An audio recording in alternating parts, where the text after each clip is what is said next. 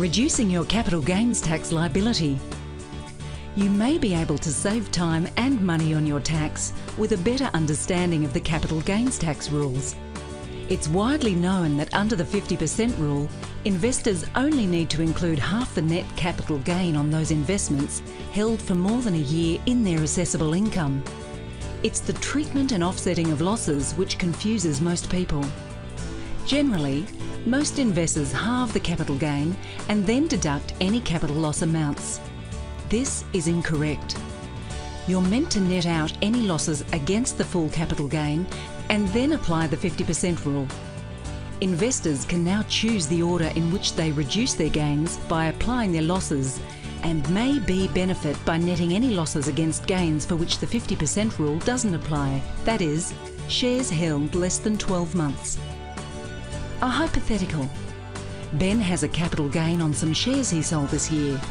This consists of a $1,000 gain, which is eligible for the 50% rule, and a $500 gain, which is not. He also has a $700 loss to offset against these gains. Not realising that he could choose which order to reduce his gain, Ben deducts the $700 loss from the $1,000 gain and halves it, leaving him with a $500 gain. Adding the other $500 gain, he has a final capital gain of $650. That is $1,000 minus $700 divided by 2 plus $500. Gary has had the same gain and the same loss, but with guidance from his tax advisor, he decides to do things differently.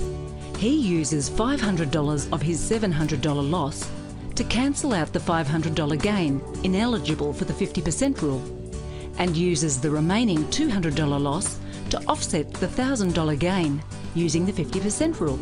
That is $500 minus $500 plus $1,000 minus $200 divided by 2, leaving a $400 gain. In this example, Ben is left with a $650 taxable gain and Gary with $400. If the size of the transaction is much larger, then the consequences of getting the maths right can be quite significant. These types of savings can apply to any asset class to which capital gains applies, including property. This information is provided as a guide only. Before acting on any decision with tax implications, contact us. Think twice, get some great advice. SD Life Insurance and Wealth Advice, 40330254, part of the SD Group of Companies.